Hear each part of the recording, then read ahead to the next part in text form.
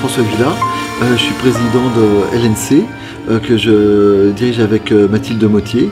C'est une structure de production et de diffusion et on vient à Avignon depuis 2010. Cette année, on a plusieurs spectacles. On a chez Mes Antisèches, le petit pot illustré que l'on produit sur la galerie 14-18. On a deux spectacles coup de cœur que l'on diffuse. Ce sont La chaîne de Monsieur Seguin et Alice au Pays des Merveilles.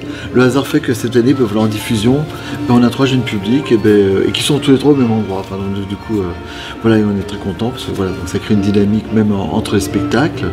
Et voilà, ce qui nous permet de faire d'autres choses un petit peu à côté justement par rapport au festival d'Avignon. Au SNES, avec Mathieu, on a adhéré je crois c'est en 2011. 2010, enfin, ou peut-être 2010, et en même temps quelque part pour participer à la première collaboration avec le SNES, où justement il y a eu tout un ensemble de producteurs justement qui se regroupaient pour faire l'action commune au SNES, et ça nous a beaucoup plu.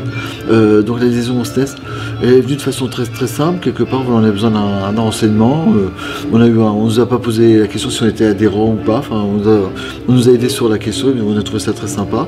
Après bon, on a rencontré l'équipe, on a rencontré Philippe, on a rencontré, donc du coup on s'est dit tiens voilà, c'est vrai que c'est bien, et en même temps et à partir du moment, et c'est à partir de là quelque part on a commencé un peu à se développer. Sa première année on était venu avec un spectacle, et la fameuse année où on est venu avec le groupe, on avait déjà 2 spectacles, après on a continué 3, 4 spectacles et plus.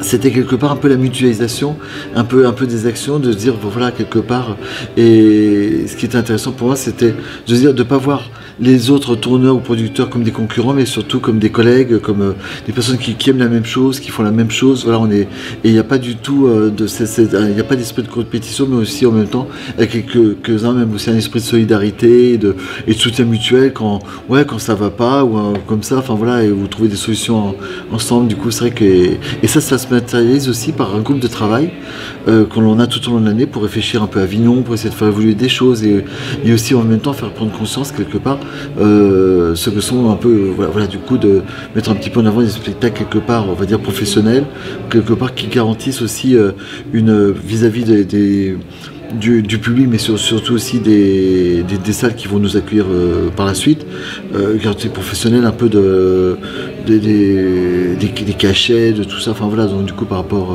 voilà, que ça soit quelque part, voilà, quelque part c'est une sorte un petit peu un peu label quelque part. Bon voilà, il n'y aura pas de souci, tout est carré, tout est bien, et en même temps c'est ce qui permet aussi au fil de tout le temps de continuer à faire des rencontres, et en même temps voilà, et pour discuter avec des producteurs qui sont peut-être ou tourneurs sont beaucoup plus gros que nous, plus petits, enfin donc du coup voilà, mais en même temps il n'y a pas de souci quelque part, enfin chaque expérience est importante, et c'est ça, et s'il y avait un mot à dire, c'était vraiment le côté mutualisation et des actions qu'on a pu faire tout au long de ces années. Là maintenant, on a démarré en 2011, et là on est en 2017, voilà, ça fait 6 ans, les choses aussi ont évolué, comme le spectacle a évolué, tout a évolué, mais voilà, on évolue ensemble, et on est tous là, et toujours content de se retrouver.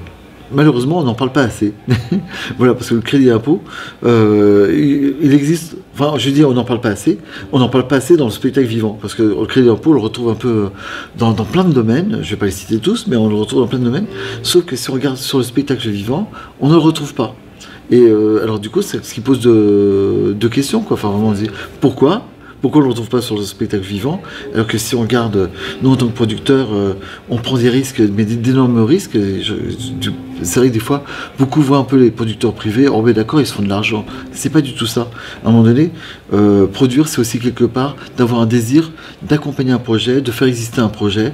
Après, voilà, après le projet, il trouve son public ou pas, il trouve un écho ou pas, mais en même temps, c'est la première idée, enfin en tout cas pour moi, c'est de dire, voilà, on va au bout de ce projet.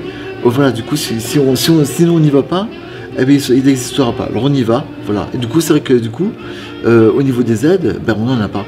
Donc du coup, c'est vrai que si jamais il y avait cette possibilité que le crédit d'impôt puisse s'appliquer aussi à nos producteurs, que ce soit gros producteurs ou petits producteurs, voilà, c'est toujours un bien, quelque chose, un encouragement, enfin une aide vraiment importante pour nos productions. Enfin, donc, et voilà, donc c'est vrai que c'est pour ça que je dis ouais, c'est vrai qu'on n'en parle pas assez et on devrait en parler plus souvent.